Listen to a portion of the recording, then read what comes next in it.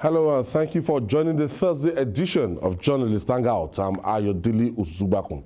Today on the program, House of Representatives tells National Security Advisor, Defense Minister and others to resign over insecurity as gunmen kill 31 persons in the southeast in 72 hours. And later on the show, NLC gives federal government 21 days to resolve issues with university unions.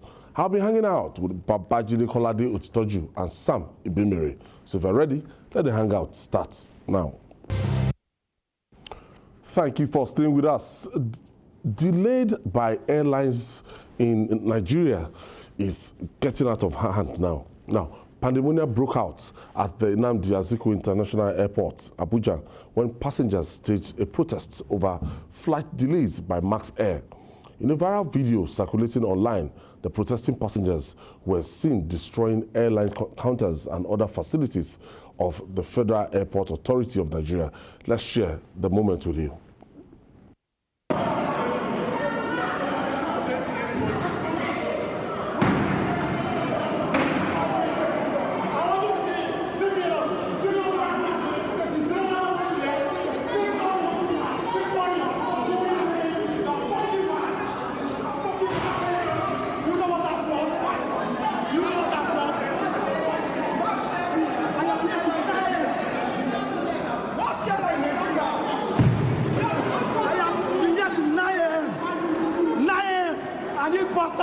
Anything.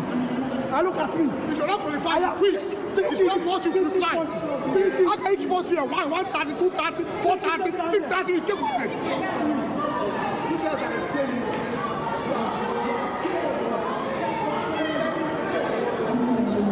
I've been here since 11 a.m. Babagana, my own secret is that if I have an appointment in Abuja for Monday morning, I'll go first flight Sunday. I will be guaranteed that first flight 6:30 or 7 a.m. At least they will move. The only thing that is guaranteed now for our local airlines, that first flight. Once you miss it, every other thing. You can't have an appointment in Abuja in the afternoon and you are still in Lagos in the morning. It's almost impossible. Well, what if you have an appointment at 5 p.m. and you are scheduled to fly at 9 a.m. and they didn't fly at that 9 a.m. They still didn't fly at 5 p.m. Are you going to say that 9 a.m. flight is not early enough? 9 a.m. flight for someone who has an appointment at 5 p.m. is early enough. Abi? Whichever way we look at it. Get Abuja 10 a.m. So, but what these guys are saying is that they had been there since 9 a.m. and there was no communication. Normally. Right up to, it was already getting dark. As the airline staff will be avoiding you. You know, it was already getting dark. I think it was around 7 p.m. or so, when these people then decided to.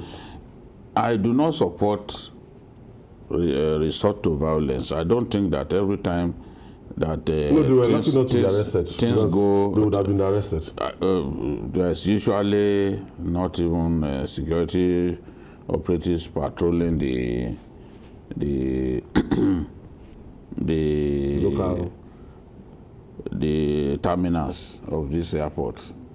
So normally we shouldn't resort to violence in this case. We lost a match the other day. We destroyed the stadium. It's not in all cases that people should resort to violence. It took years. Those who resort to violence rehabilitate deserve to be arrested. But the airlines need being spoken to. Despite all the steps that have been taken by the authorities to ensure that airlines show greater respect to passengers, people still get treated with levity, and that is what pushes people to take extreme action. So I think the airlines, I know that there are issues with even accessing aviation fuel and all that, and other issues, but we shouldn't push our people to resort to violence. What if, for example, your flight was delayed because of bad weather. If you now resorted to destroying equipment, that means you've behaved in an irresponsible way, because Sometimes if they fly in bad weather, they are going to put your lives at risk. It can bring down a plane. But there ought to be communication. That's all. When there is no communication, these sort of things can happen. Sam, it's not like a stock in trade. You can't, apart from the international routes, you can't be guaranteed that if you want to fly the local routes, that you will get there on the stipulated time, at the stipulated time. Yeah, there are a whole lot of issues, bordering on poor services. I stumbled on records for the first quarter of this year that speaks to the number of, domestic flights. Of the 14,000 and something flights, conducted, here in Nigeria, over 50% were delayed. Over 50%? Yeah. It just tells you, how bad the records are. You see, but there is nothing in the, in the book rules that says passengers, who feel aggrieved, should take laws into their hands. Sometime back in July 2021, the Minister of Aviation, Hadi Sirika, had said to Nigerians that passengers who are flying have what they call aviation rights. That if flights are delayed for 1 hour, the airlines have a responsibility to inform the passengers either via SMS or email, and then offer refreshment. And if flights are delayed for 2 hours, the rule says, according to the aviation minister, that passengers should be reimbursed 100% of the cost of flight. So, but again, you ask yourself, this stuff, backed by legislation and all that stuff. But as I said, nothing in the book rules says passengers should take laws into their hands. They can press their rights, and if the law says they have, rights, that they can angle for, so be it. But I completely disagree with, those who had taken laws into their hands, going to destroy property and all that stuff. Julie, as you said earlier, just any form of communication will suffice for some Nigerians, as they are seated waiting patiently for them to know that, oh, gentlemen, this flight is going to be delayed 2 hours as a result of, operational whatever it costs and everything. So people will sit down, but not. You find a situation whereby the airline staff, they'll be running away. They'll be running. You won't even get them. At that time, they'll just disappear. So nobody to ask that what is actually happening, and nobody to make announcement. I've been on the flights in which the aircraft had technical problem. And that technical problem had to do with not even being able to measure the volume of aviation fuel in the tank. So it's dangerous. So what they then did was to first take us to Port Harcourt and got sufficient fuel going to Lagos. So we couldn't understand why they had to take us to Port Harcourt and then refueled, because we felt that they just wanted to be sure that they had enough fuel, enough aviation fuel, since the device that measures the gauges, like your gauge, that gauges the. If it's not working, it was not working. It was one of the staff that told me that, look, we can't announce that to people. That some of these things, people, passengers will be unnecessarily agitated to the point that the pilot may not even be able to manage the situation. That's why sometimes they don't tell us everything. For example, if there are technical issues that they can fix, if they announce, oh, the aircraft is delayed because it has technical problems, how many people will still want to go by that same flight? So they would rather not tell you, whether you fix the problem, and then fly. Once you hear that, look, the aircraft is held down in Lagos because it had the technical problem that they are trying to fix. Once you hear that, you are going to buy a ticket for another airline. So that is the thing. They always try to keep these things to themselves, but they need to show respect, a lot more respect to our people, and our people need to show restraint. This sort of thing that they did, if you go to Heathrow, you know you will never attempt to damage. Yes, there are things that people get away with in our country that they can't get. You can't destroy. It's still painful that the national stadium, that national stadium you talked about, that somebody like a private individual repaired it. Repaired this thing for months and everything. It took the effort of the sport minister and even the one of Lagos too. We now because we destroyed lost them. the match We lost the match. Just vandalized it. No, not. And they will still punish us for the way we encroach the pitch, because it's wrong to encroach the pitch. Of course. So what have we gained in the end? And we lost the match. All right. The Inspector General of Police, Usman Alkali Baba, has ordered the immediate promotion of policemen who have been on the same rank since 2017 in the next 24 hours. The IGP said he is concerned about police welfare and added that commissioned officers from the rank of Assistant Superintendent of Police, ASP, to Chief Superintendent of Police, CSP, as well as other rank and file would be elevated. This is something that should be encouraged, and it's something that is good to boost morale of these guys.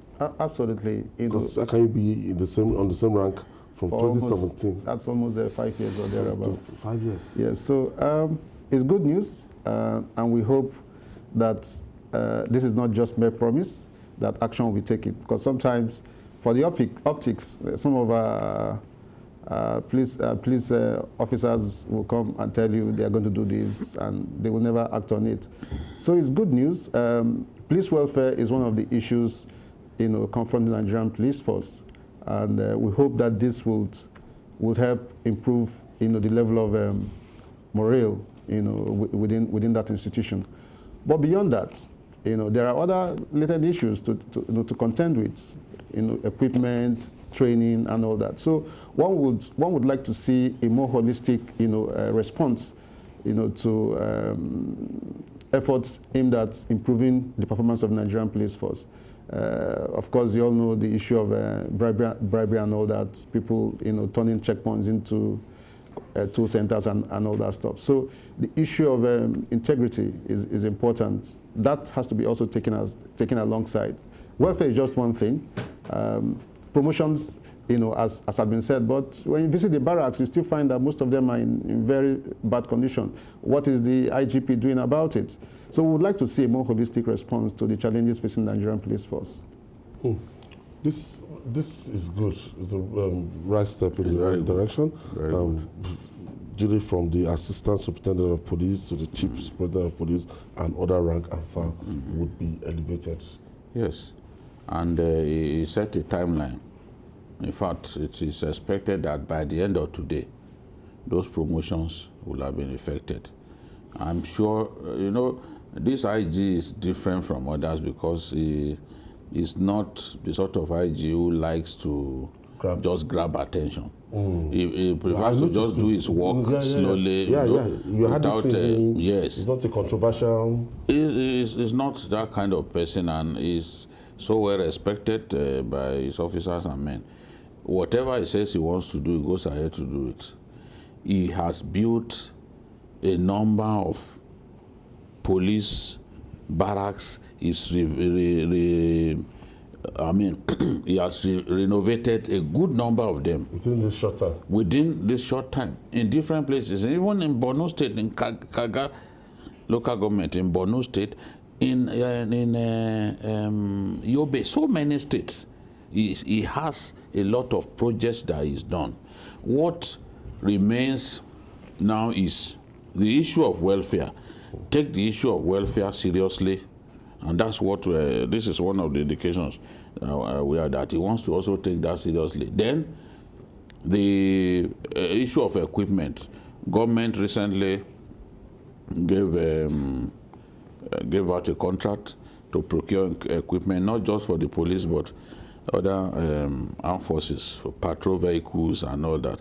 So no matter what we say about our police, it is still our police.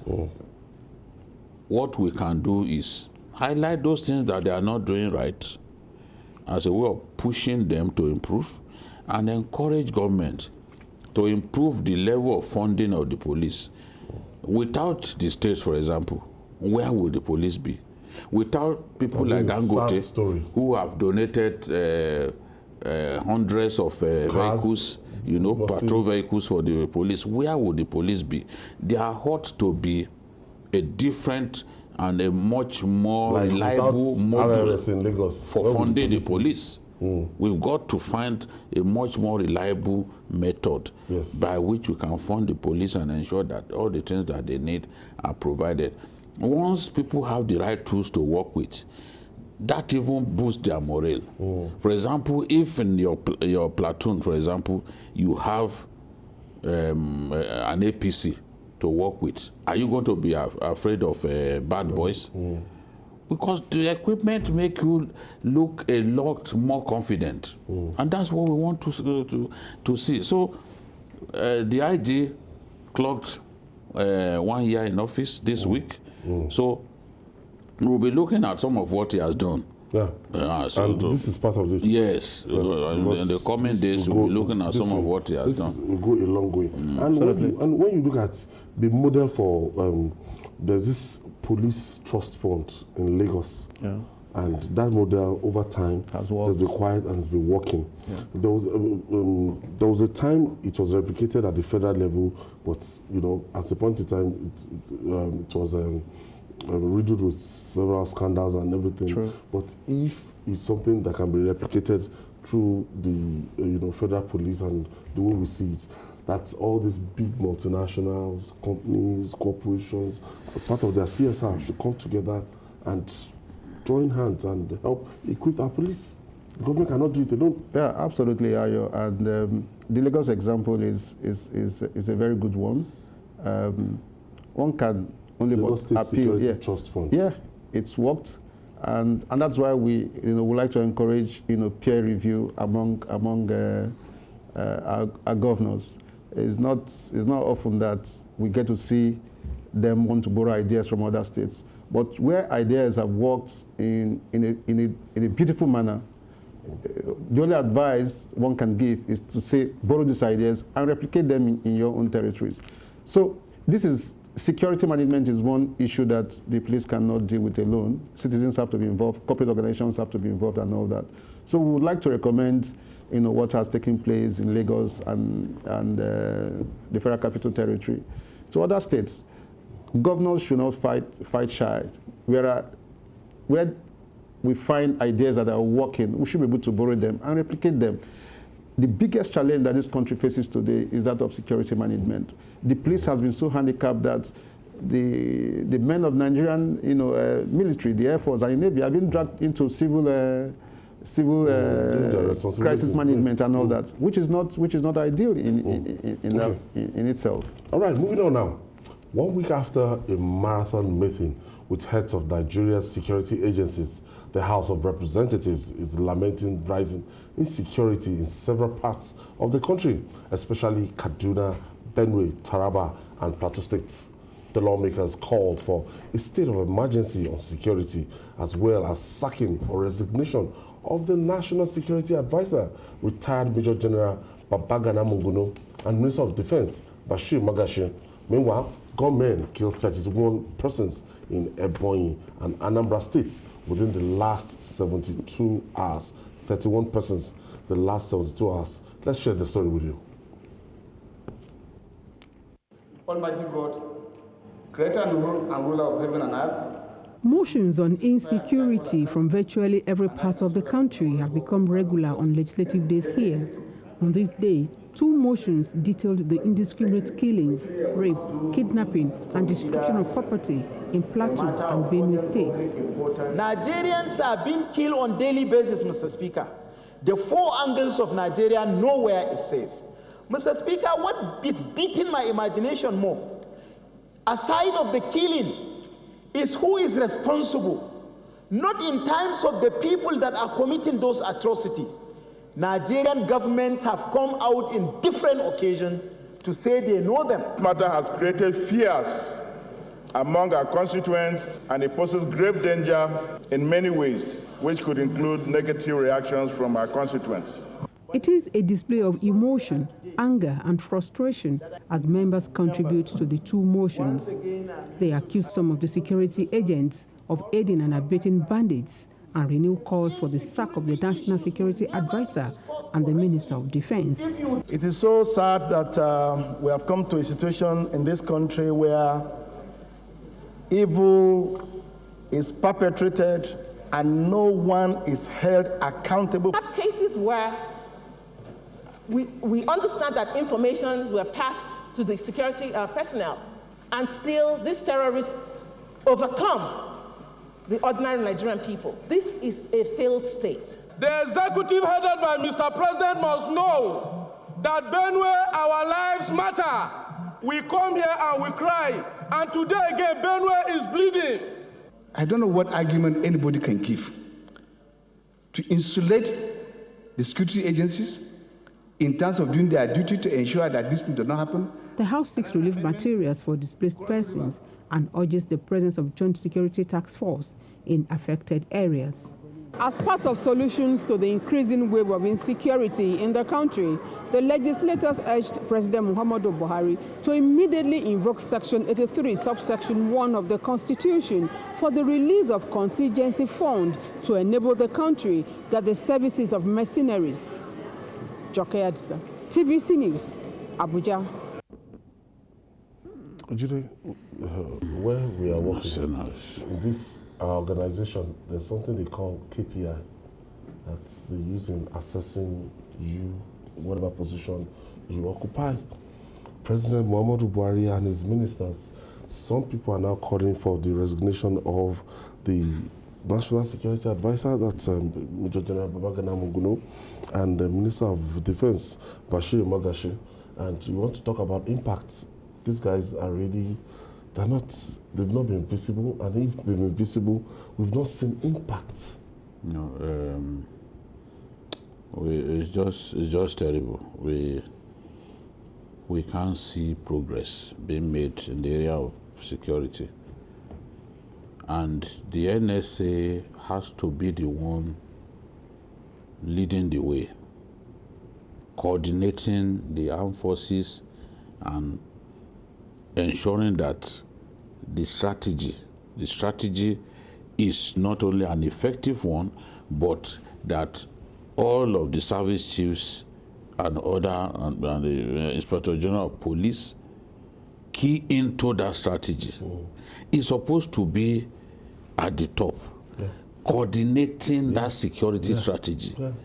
I don't see that.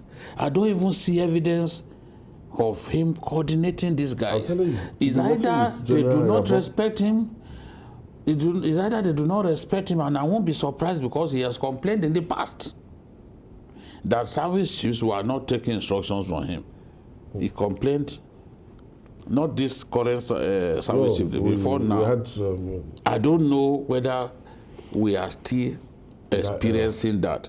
But the NSA has to be seen to be bringing down the level of insecurity in our country. If we cannot get our NSA to do much better than is doing currently, then something is wrong. I listened to the Minister of Defense saying that, they have evidence that Boko Haram and the bandits work together in the northwest and north central. Is that new? Have we not been talking about that here? So does it now mean now that, okay, our years and months of denial have ended, that we have now accepted that indeed these guys have spread their tentacles beyond where we used to know them? Those who sat on social media lying that this Boko Haram has not been able to spread beyond the northeast, they should be ashamed of themselves now, because we now have the people who run our security admitting that these guys are now working together. Shekau plotted the kidnap of the government science secondary school, Kankara boys. But we denied, that's why father, he was the one who posted the video and owned up. We lied, we said no, Shekau was not involved. Today we are admitting that Boko Haram and other terrorists are working with bandits.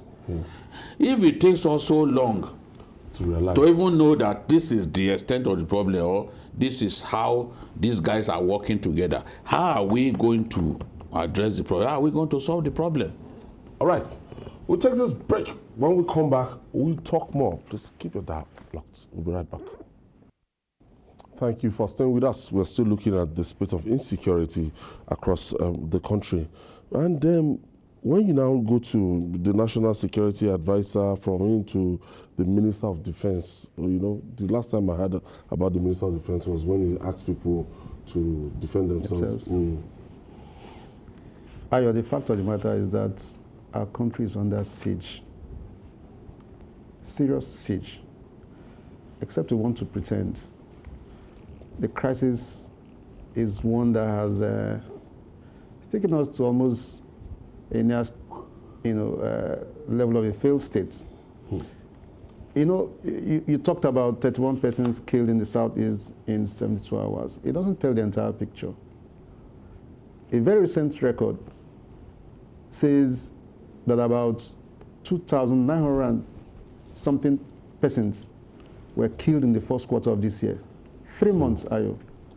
And we're saying we're not in a war situation. Over 1,400 were kidnapped. And then we have a Minister of Defense, we have a National Security Advisor. But again, we must not pretend that the buck doesn't stop on the president's table. But we have a situation on hands where our president just allows his appointees to go about their responsibilities the way they like. I can't remember in recent memory of the president, you know, just asking people to explain their rules or asking them to move, apart from, you know, and that came after a lot of pressure, the removal of the former service chiefs and the rest of them. Is not too keen. People just, you know, move on and do whatever they want to do. We have a very serious problem on our hands. We're under siege. And people must learn to take responsibility. The most that we can do at this level is to hold government accountable. But beyond all this, Ayo, I think that we have failed to prioritize the issue of security in this country. If we have it prioritized, it won't be the kind of state that we are in. We reduce it to a matter of just talk, and we think that the challenge will go away. It's not going away, it's getting worse. It's hurting us bad. From the northwest to the northeast to the southwest to north central. Now in the southeast we are talking about over 30 killed in 72 hours. It never used to be so. So the hard reality is it's you know, staring us in the face. And the president must wake up to his responsibilities. It's not enough to just appoint people and keep them there. The buck stops on his table. Yeah, talking about appointing people and keeping them on the job, and some people would, beyond asking Mr. President to resign, they've asked these ministers to resign. And I don't know what... Security chiefs. Yes. Well, in Nigeria, people don't resign. Even when it is apparent that they have failed, they don't resign. They don't resign. They don't see anything wrong in failing in office and remaining there. Yes. That's they don't see it has become and we fail to qualify for that one. He's even saying that he's going to. Meanwhile, his mate in Algeria, that one resigned though. His mate in Algeria, a country that beat Nigeria recently, that one resigned though. You let your country down. You are boasting, making it look like it is impossible for us not to qualify for the World Cup when we eventually failed to qualify and frittered the goodwill that Nigerians showered on the team. You are not thinking of going. It's a typical Nigerian. It's a typical Nigerian. I won't be going for third time again. Now after talking to my family and everything, I'm under pressure. I won't go. That's what he said. Leave that He man. was contemplating. Leave He was that man. contemplating going for third time. We have more problems confronting us Than football. than wasting our time talking about picnic here. If you want to give yourself a good laugh, just play the video of picnic talking about when someone asked him a hypothetical question that, what if we don't qualify? Yeah, I remember that video. He flew into a rant, just talking. At the end of the day, We did not qualify. we didn't qualify. We tail in between legs, he still wants to continue. It's the same nature that our people have. What happened in Sri Lanka when that terrorist action took place? Resignation, quickly. Because you have a feeling that you have failed your people. They don't tell them. They don't waste time about it. In our country, a manifest failure, somebody whose failure is as apparent as daylight will still imagine that no, it's the president who put me there. If the president doesn't tell me to go, I will not go. There is no honor.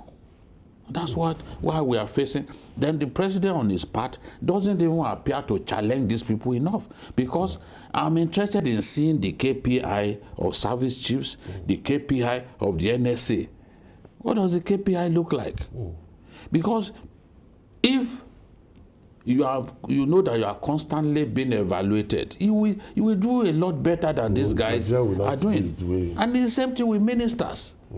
A good number of them are not doing well, but they are keeping those positions. You don't even hear their names. They are keeping their You've positions. forgotten that they are ministers. So, don't even hear them. When Nigerians tell them to resign, when the National Assembly also reps tells them to resign, they know in their hearts that they won't resign. You are just wasting your breath. These people will not resign. I wish we had a law by which the National Assembly on its part could even fire them, sack them, if the president would not take that action. Maybe that way a lot of them, we can see the back of some of them. But all they can do is tell us to confront robbers with bandits with bare hands. We have Roy from Abakaliki, that's Ebonyi State. Thank you for joining us, Roy.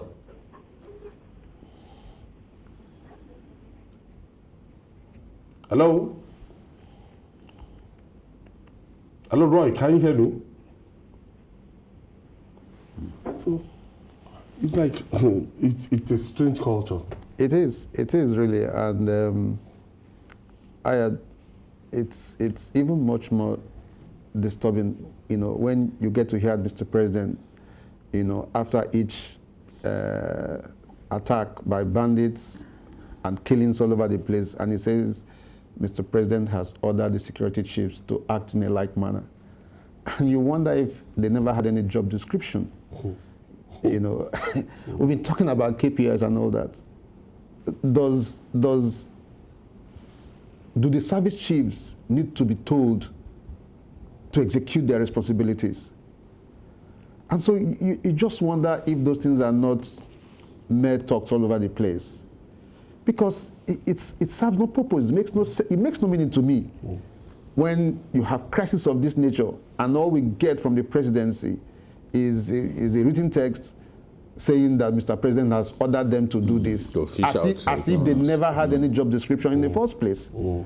So it's a culture that we need to matching orders. Yes, we need to rework this entire thing. There has to be honor. There has to be honor. If you know you have failed, honorably step aside. In fact, you are likely to earn more respect doing that. I don't think we should even wait for them to step aside. If people we should have a culture of showing them the door. Immediately. Send them packing. That shame will make the person coming in tell himself that, look, yes, whatever it is, I must give my best. Yes. I must deliver. Yes. Otherwise, the treatment that they gave Mr. Zubaku the other day is what they will give me. But if we don't do that, we are waiting for them to resign. They will not resign. Yakub is calling us from Lagos. Ayo, good evening, and then Babagana Monguno, good evening, sir, and then the other gentleman in the studio. Sam is Benue. Babagana, it is true that these people will never resign. And then it is also unfortunate that we have it that does not like to sack people. I want anybody to challenge me to mention a single minister that has been sacked in 7 years to this time. None. No, we sacked. Two. Job to do, and then they didn't do it well. It would never sack them. And then, Mr. Babagana, I want to ask you one question, sir. Please, do we have any disadvantage by inciting the people that can fight on our behalf? I'm talking about machinery now. If our disadvantage is so low stages, what do we do? If we are a position of advantage of winning this order, inciting machinery, why can't we do it? Because people have been killing every day, doing the same thing the same way, and then we expect another result. I don't think we can get it. Please, what is the disadvantage of being inciting these people? Thank you. Julie wanted to go there. Finally, on this issue of mercenary, do we need mercenaries to fight for us?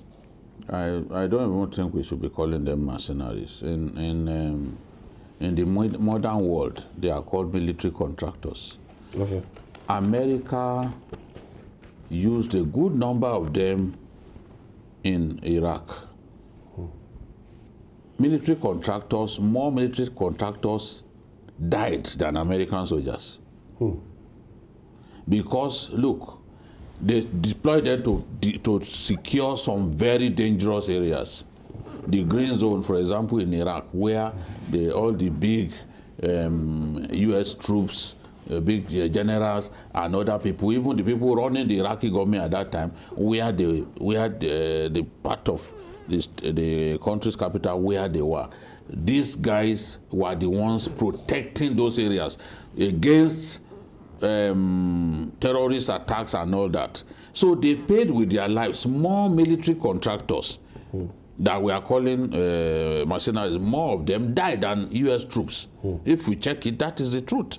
So there is no big deal about it. It is now the current trend. If the most powerful army in the world, the U.S., can use military contractors, Nigeria is not too big to use them, and we have used them before. We used them before, and they delivered success. You know? But some people came and said, oh, how are the mighty falling? Why should Nigeria bring in people to come and fight on our behalf? Okay, we are fighting by ourselves. And we are here to win the war. Some people quarrel that we brought in troops from Chad. But we are not the only country to use Chad. Even in Mali, the Chadians went. So now we are in trouble. People are calling for this. I know the governor of Borno called for this. The governor of what was it called? Kaduna State also called for it the other day. Now the National Assembly has called for it. What it means is more and more people are losing confidence that under the present security structure that we can win the war against these bandits. I talk less about the Northeast now because we are delivering success in the Northeast. It's a fact that you hardly hear of terrorist attack in the Northeast anymore because we are dealing decisively with them over there. But now in the Northwest, that's where we should focus on. That's what we should focus on. And finally, the Nigerian Labour Congress, NLC, has given the federal government a 21-day ultimatum to resolve its face-off with the 4 university-based unions that led to the ongoing strike. In a communique issued at the end of the meeting between NLC leadership and 4 university-based unions in Abuja, Labour also said it will convene a special meeting with the Central Working Committees, CWC, of all its affiliate unions to decide on the next line of action if government failed to take urgent steps to resolve the crisis. NLC is waiting in now. That means ASU, SANU, ASUP, all these affiliate unions that threatening that being on strike or the what do they call it? Warming up strike. And what do they call that strike again? Yeah, warning strike. Warning strike. That look. Yeah, so it's good to hear ASU back. But is it enough to back? Will ASU bite? NLC. Sorry, will NLC bite? Sorry. So we're talking about NLC here. Because over time, that organization appears to have lost its potency, in defending the interests of Nigerian workers. And here we're talking about lecturers. So for me, I hope this is not just about grandstanding. It would be nice to see what the Nigerian Labour Congress does in the next 21 days that it has promised, that it will intervene. We all need dialogue. The Nigerian educational system has been down for a very long time, and the leadership doesn't seem to care about the crisis that we have in that sector. All right? Promises made, promises not delivered, and you wonder if there is sincerity in the entire exercise. And we are losing it. Our kids at home, for over 1 year, the last time, I had the privilege. Yeah, the last time I had of 2020. The last time I had the privilege of being here, I did say that in 5 years we had lost 1 whole year to strike. You know what that means? More than now. Do you understand? 3 more months added to it. So we hope that the NLC, will walk the talk and play its part in ensuring that all the contending forces in this crisis get to sit down and dialogue and ensure that sincerity forms the core of the conversations that we're going to have on this issue. Nigerian students need to get back to school. We are losing it, not in this age of knowledge economy. And sadly, we've got into the stage, the era of politics. And you wonder if the government is really going to show enough concern in terms of dialogue. We just hope things, work out. And the lecturers are not asking for too much. It will be difficult for any parent now to say that ordinarily, because of the trend of things, when you have to choose between University of Lagos and a private university, because of the stability and you can predict the academic calendar of a private university. Right now, it's so difficult to send your word to a federal government university. But it's inevitable. Those who can afford. It's not possible. Majority of our students will still have to go through public universities, because how many people can afford the kind of extortionate school fees that these private universities are taking from us? How many people? So even where people, it's not even a matter of choice for most people. They can't afford it.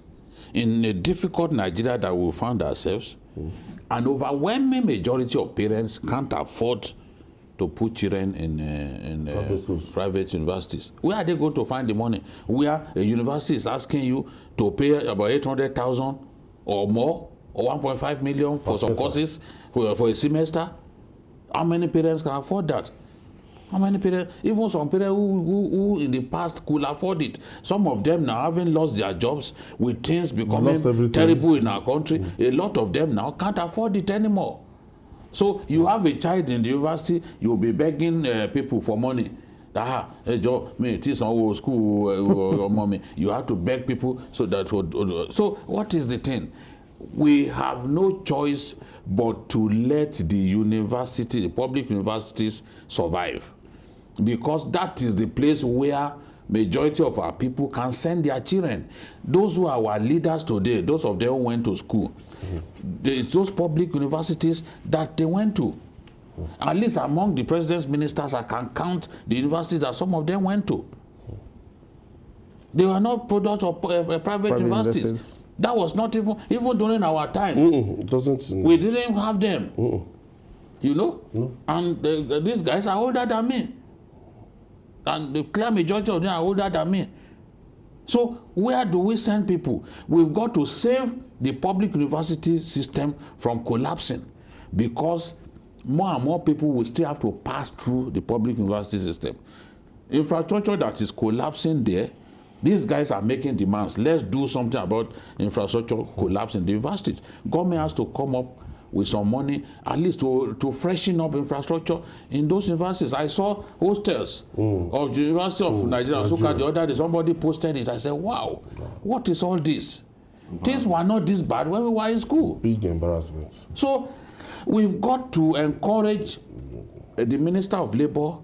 I know that I believe now that if Ngige has his way, he will solve this problem. But it's beyond him because he can't raise the funds to save us from this mess. I have Uche from Anambra State.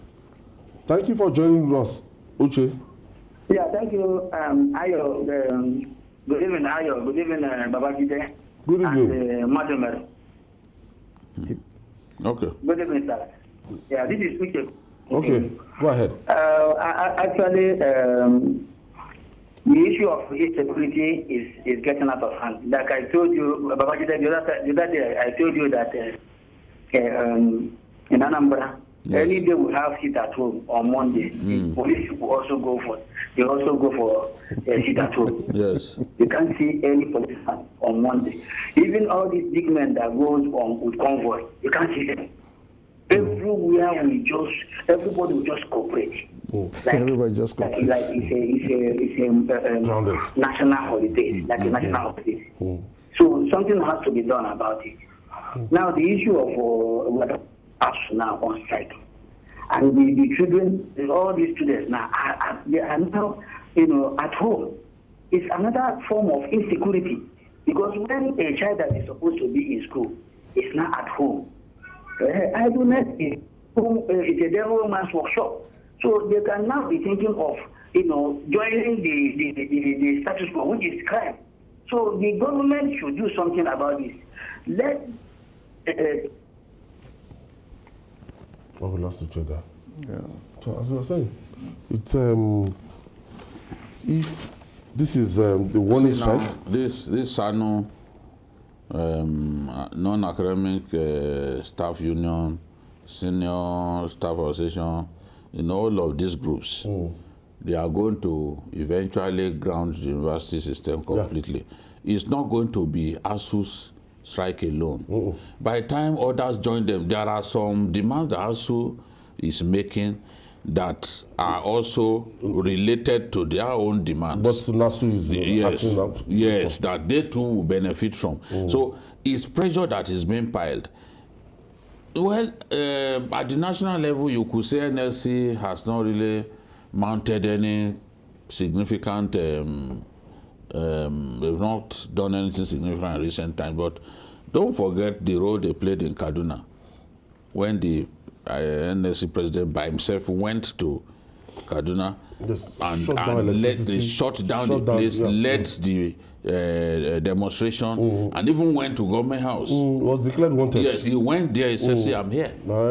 So this is now NSA is just trying to weigh in with his own efforts. Let us see whether within those 21 days, whether something significant can happen. Because if all of the university unions fail to go to work, so what is left? What is left? So we shouldn't wait until things degenerate up to that point. That's what we're used to. We wait. We don't, we are not proactive. We are reactive. It is after the whole thing might have scattered. Now NASU is talking, now SANU is talking and say, look, if you do this for us, we too want this. It's about prioritization, Ayo. I talked about it earlier. We've got to be deliberate about certain things. What value do we place on education? That's the key question.